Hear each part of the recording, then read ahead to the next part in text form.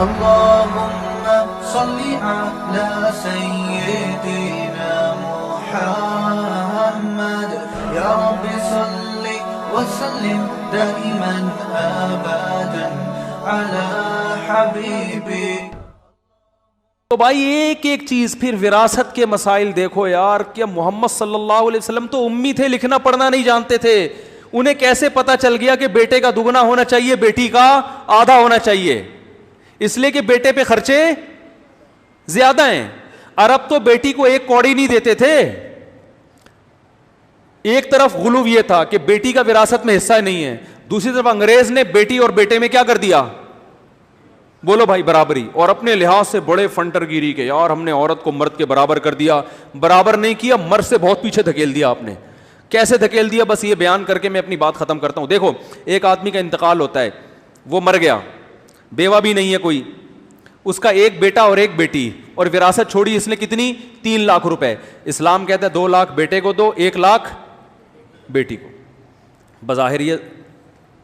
بظاہر ظلم ہے کہ یار وہ بھی تو بیچاری اتنا ہی حصہ, یعنی وہ بھی تو اتنی ایسے ہی رشتہ تھا نا جتنا اس کا ہے. لیکن اسلام اس 2 لاکھ مرد کو دے کے اس پہ خرچے 4 لاکھ کے ڈال رہا ہے, ٹھیک ہے نا, اور بیٹی کو 1 لاکھ دے کے خرچہ اس پہ 1 روپے بھی نہیں ڈال رہا. اس لیے کہ بیٹی کی جب شادی ہوگی تو شادی کے موقع پہ مہر کا خرچہ کس کے ذمے ہوگا؟ اس لڑکی کے ذمے ہوگا, اس کے شوہر کے ذمے ہوگا. پھر شادی کے موقع پہ دعوت ہوتی ہے, بارات کا اسلام میں تصور نہیں ہے, وہ دعوت کو ولیمہ کہتے ہیں. وہ ولیمے کا خرچہ کس پر ہوگا؟ ارے بولو یار جلدی جلدی.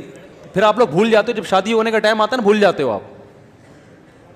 پھر باراتوں میں جا رہے ہوتے, کھا رہے ہوتے, طبیعت سے پھوڑ پھاڑ کے آتے ہو, پھر بیان سن رہے ہوتے میرا بارات کے خلاف, اس کو پھوڑ پھاڑ کے آتے ہو طبیعت سے. تو وہ ولیمے کا خرچہ کس کے ذمے ہے؟ شوہر کے. پھر لڑکی رخصت ہو کے شوہر کے گھر جائے گی, گھر پرووائڈ کرنا کس کے ذمے ہے؟ شوہر کے. فقہا کہتے ہیں عورت 1 کروڑ روپے کی بھی مالک ہو نا, اربوں خربوں کی بھی مالک ہو, اور شوہر کے پاس دھیلا بھی نہیں ہے, پھر بھی اس کے سارے خرچے کس کے ذمے ہیں؟ شوہر کے. وَعَلَى الْمَوْلُودِ لَهُ رِزْقُهُنَّ وَكِسْوَتُهُنَّ بِالْمَعْرُوفِ, قرآن کے الفاظ ہیں کہ بچے کی ماں کا سارا خرچہ کس پر ہے؟ بچے کے باپ پر ہے, شوہر پر ہے, عورت کے. اور اس پر 4 ائمہ کا اتفاق ہے. یعنی اسلام میں جتنے فرقے جتنے مسلک ہیں نا, کوئی ایک بھی اس سے اختلاف نہیں کرتا, اس پہ سب متفق ہیں کہ عورت ارب پتی بھی ہوگی تو گھر پرووائڈ کرنا کس کی ذمہ داری ہے؟ شوہر کی. گھر میں جتنا سامان ہوگا ضرورات زندگی کا وہ کون کرے گا؟ شوہر کرے گا. اس کے جو ابا سے 1 لاکھ ملے تھے وہ ایز اٹ از اس کی پاکٹ میں, بولو نا بھائی, موجود ہے. آگے ڈیلیوری, اس کا سارا خرچہ کس کے ذمے ہے؟ شوہر کے. بچے کا سارا خرچہ کس کے ذمے ہے؟ اس کی پڑھائی, اس کو کھلانا. فقہا بیان کرتے ہیں کہ لا یشارکہ فیہ احد, ابا کے ساتھ بچے کے نان نفقے میں کوئی بھی شریک نہیں ہے. یعنی ابا کے علاوہ کسی پہ بھی نہیں ہے یہ خرچہ, نہ بھائی پر, نہ ماں پر, نہ دادی, نہ دادا, نہ نانی, نہ نانا.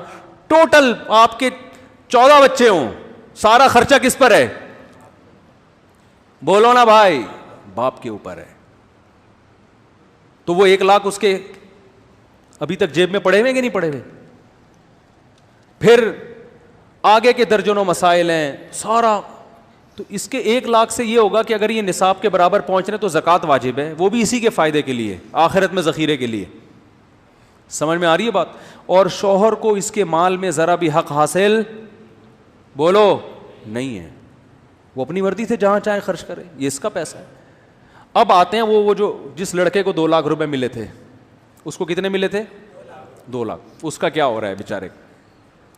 اس نے شادی کی ایسی خاتون سے جس کو اپنے ابا سے 1 لاکھ ملے تھے, ٹھیک ہے نا, اور اس کو اپنے ابا سے کتنے ملے ہیں؟ 2 لاکھ. وہ 1 لاکھ لے کے آئی. سب سے پہلے مہر کا خرچہ. یہ تو آج کل 10-20 ہزار مہر ہیں اونے پونے, ورنہ مہر اسلامی تاریخ میں بہت ہوا کرتے تھے. سب سے پہلا خرچہ کیا ہوگا؟ مہر کا. جہاں جن کنٹریز میں انگریزوں کا اثر نہیں رہا نا, یا ہندوؤں کا ساتھ اختلاط نہیں رہا, آج وہاں عورت کا مہر بہت زیادہ ہوتا ہے. ہندوستان میں مہر کم ہو گیا, پاکستان میں کم ہو گیا, لیکن آپ قبائلی علاقوں میں جاؤ نا جہاں گوروں نے حکومت نہیں کی, وہاں مہر ٹھیک ٹھاک. افغانستان میں جاؤ, وہاں حکومت کی کوشش تو بہت کی ہے مگر حکومت کی نہیں. وہاں عورتوں کا مہر بہت زیادہ ہے, مرد کا بیڑا غرق ہو جاتا ہے بیچارے کا. دکانیں بک جاتی ہیں, پھر شادی ہوتی ہے, وہ مہر مانگتے ہیں. مہر کیا ہے؟ عورت کو تحفظ, کہ کل چھوڑ دیا تو فری میں. دیکھو فری کی چیز کو چھوڑنا 2 منٹ میں آسان, 8-10 لاکھ کم سے کم مہر ہے وہاں.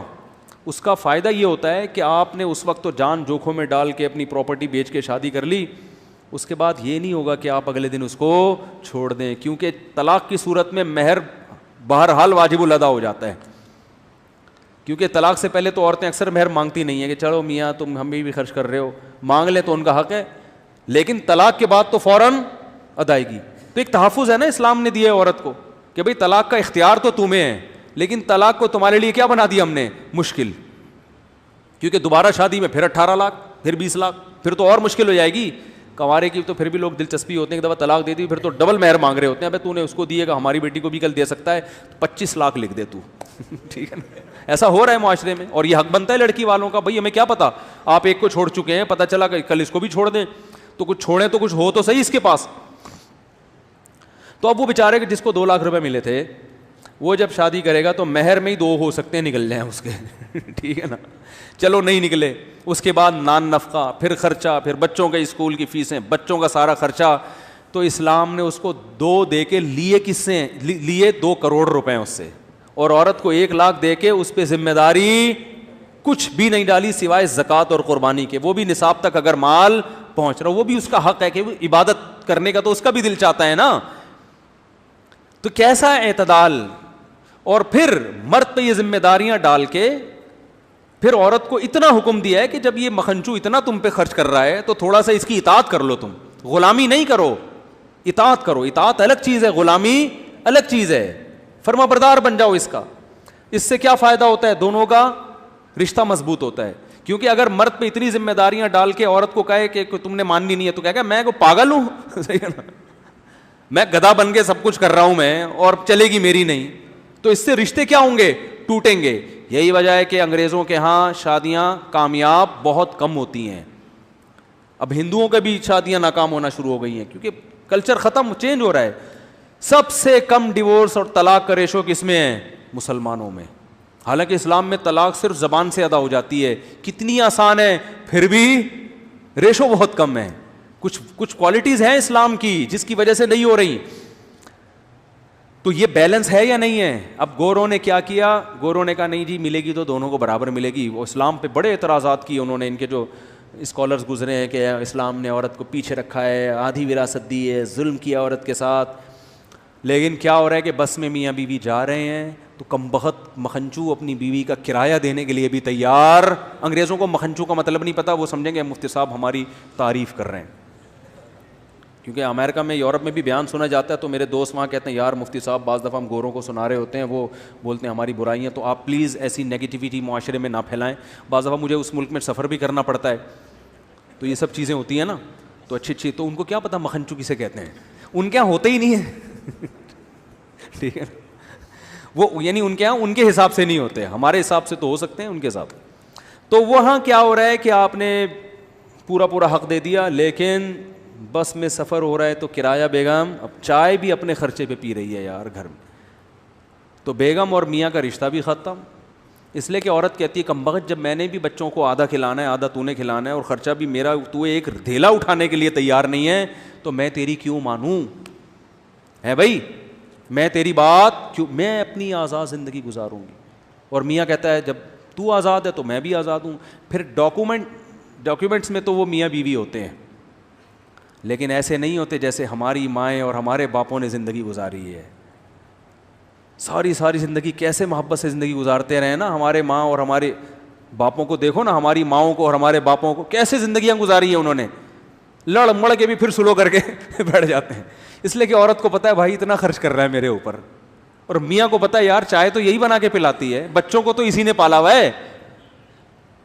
جب بچہ ہو جاتا ہے نا پھر آدمی کو بیوی کی قدر ہوتی ہے. 4 منٹ آدمی نہیں بچے کو پال سکتا, خدا کی قسم. ہمارے تو ہول سیل کے حساب سے ہے نا, ہمیں پتہ ہے بھائی, ہم سے نہیں اٹھا 2 منٹ گود میں چیپیں ابے لے بھائی پکڑ یار. بچے زیادہ ہونے چاہیے لیکن فی الحال آپ رکھیں اس کو. ٹھیک ہے نا.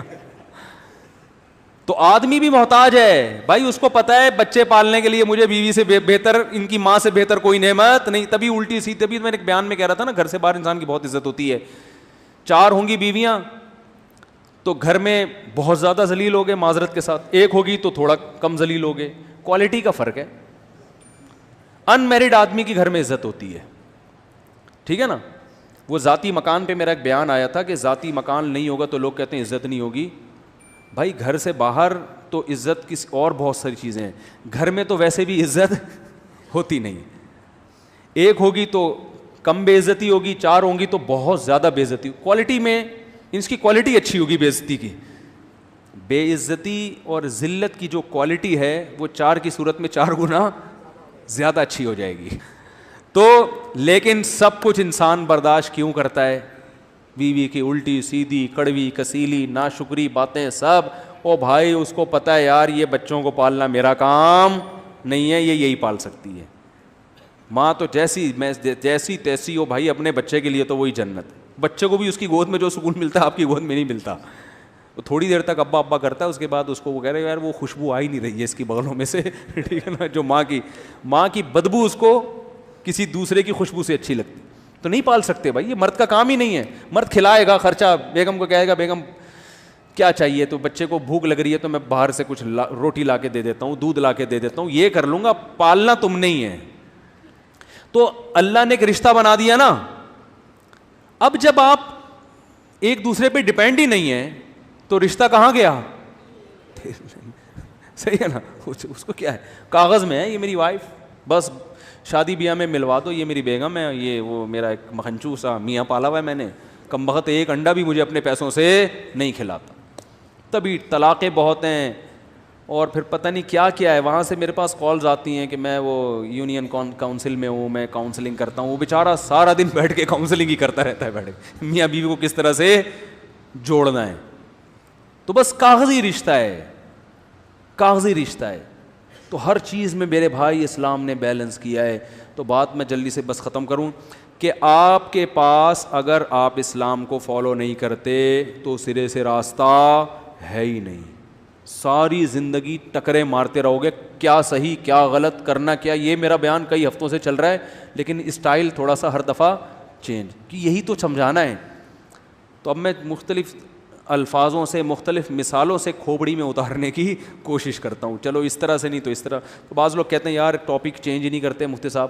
اور بھائی ایک ہی بات سمجھ میں آ جائے تو میرا خیال ہے پھر یہی ٹاپک کافی ہے. لیکن کوشش کریں گے اگلے ہفتے سورہ قلم کی اگلی آیات پہ چلے جائیں. مفتی طارق مسعود صاحب کے بیانات سننے کے لیے youtube.com/مفتی طارق مسعود کو سبسکرائب کریں.